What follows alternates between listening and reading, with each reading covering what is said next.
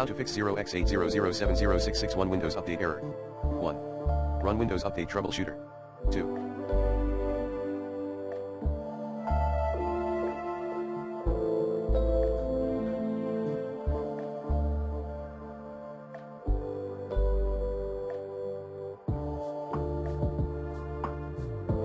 Reset Windows Update components.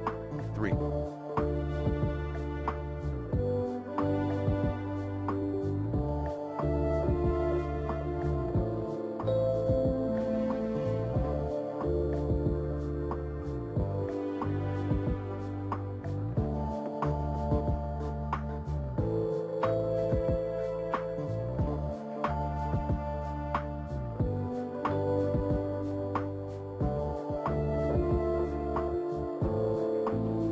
Try again, after a few hours or days. 4.